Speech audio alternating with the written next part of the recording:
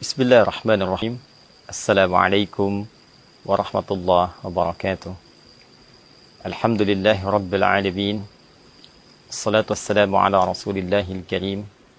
Nabiyyina wa sayyidina Muhammadin al-amin wa ala alihi wa sahbihi ajma'in. Wa ba'd.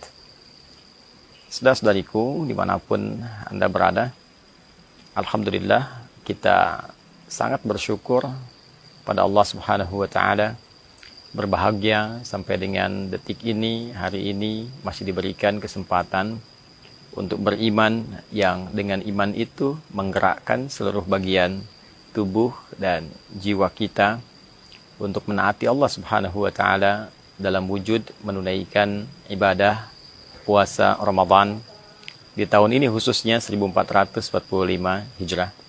Semoga sampai detik ini Allah Subhanahu wa ta'ala berkenan menerima seluruh rangkaian ibadah yang kita tunaikan, dan semoga dengan penerimaan itu besar peluang kita mendapatkan ridha Allah Subhanahu wa ta'ala baik di dunia pun teristimewa, yaitu saat kita kembali kepada Allah Subhanahu wa ta'ala di hari kemudian insyaallah.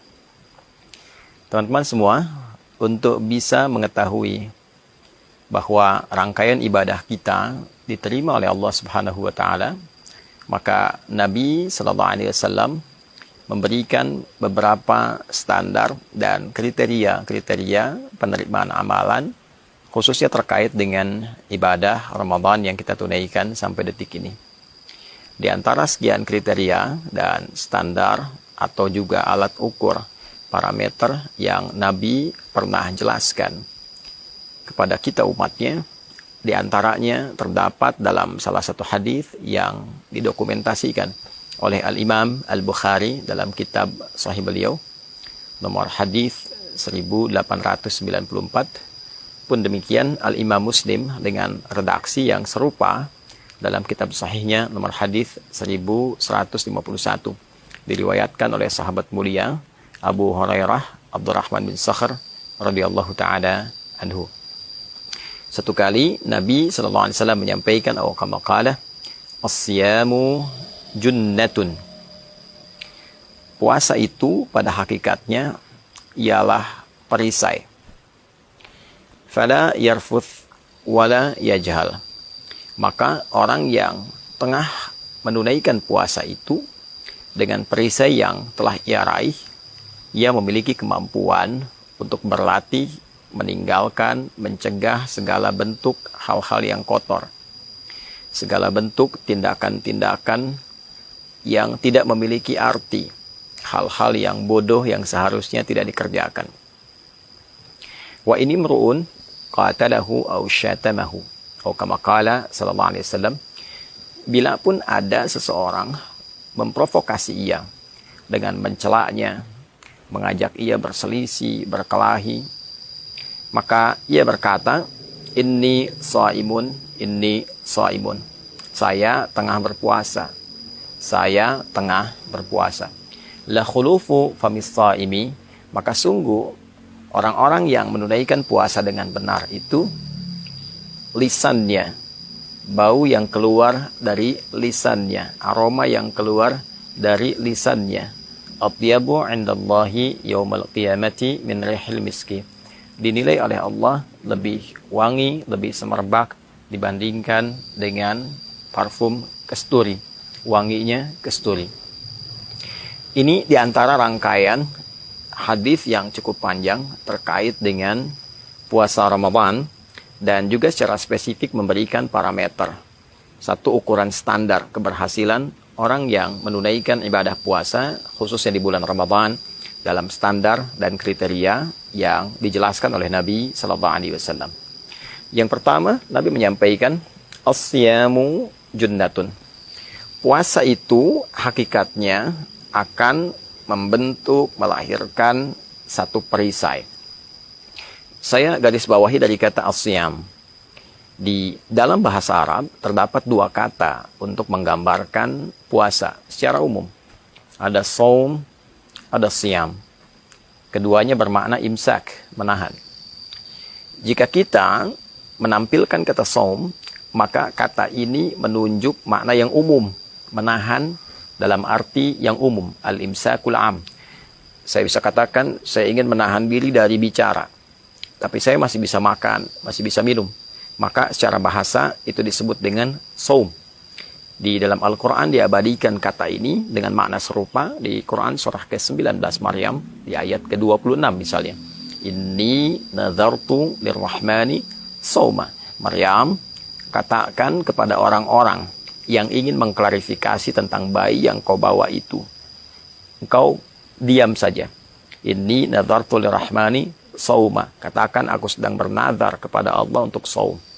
Apa jenis saumnya? Falan ukallimal yauma insiya, untuk tidak memberikan keterangan apapun pada siapapun, tidak membuat keterangan, tidak membuat penjelasan, untuk memberikan kesan bahwa biarkan nanti dengan izin Allah Subhanahu wa taala bayi itu menampilkan mukjizat pertamanya untuk berkata, untuk menjelaskan, mengklarifikasi, sedangkan dia masih dalam buayan. Ini yang memberikan sebuah kesan yang kuat kepada Sayyidah Maryam alaihissalam bahwa ia seorang perempuan suci, perempuan bersih, dan bayi yang dikandungnya bukan dari hal yang dihasilkan perbuatan-perbuatan terlarang, zina dan sebagainya, namun berupa anugerah yang Allah berikan melalui proses mukjizat untuk menetapkan kenabian Isa alaihissalam.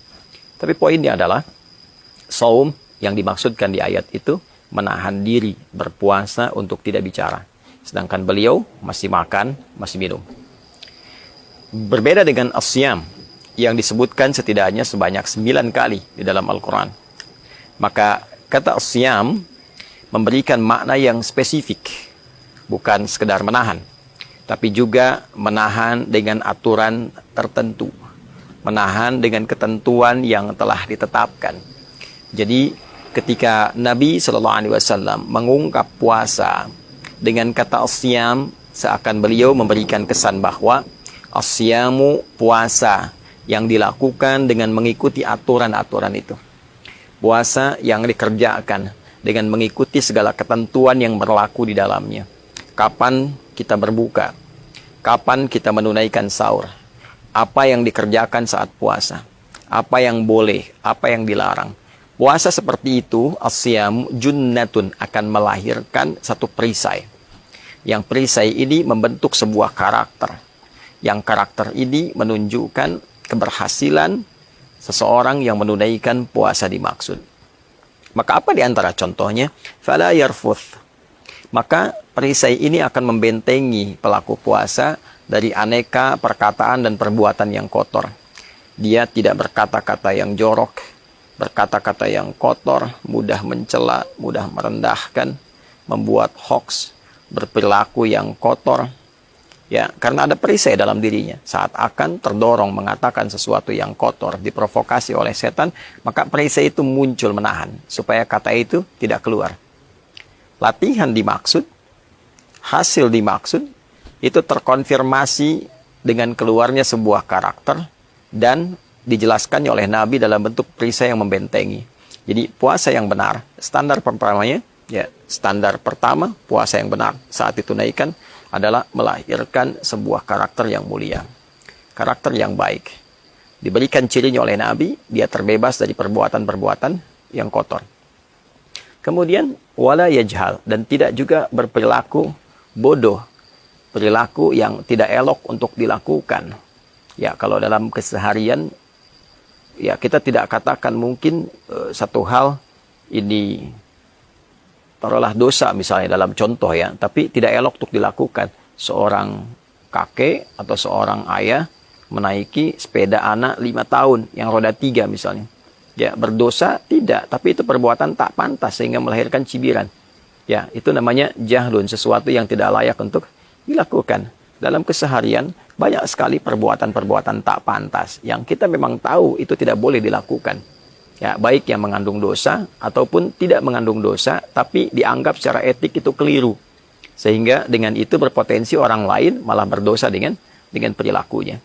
Yang melakukan dosa, kita tahu berdusta itu dilarang, membuat hoax itu dilarang, korupsi itu dilarang, mencuri itu dilarang, memecah belah itu dilarang.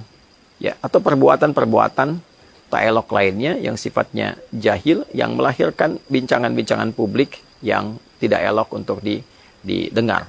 Nah, itulah perbuatan jahalah namanya. Maka orang puasa, dia bisa mengendalikan dirinya. Dia bisa menempatkan diri. Kapan dia bercanda di tempat yang benar. Kapan dia berkata sesuatu yang pantas. Kapan dia menghindari perbuatan buruk. Itulah yang dimaksud dengan as-siyamu junnah. Maka standar pertama yang dijelaskan oleh Nabi ternyata bukan standar peningkatan ibadah ritual, tapi standar moral, standar etika, standar karakter.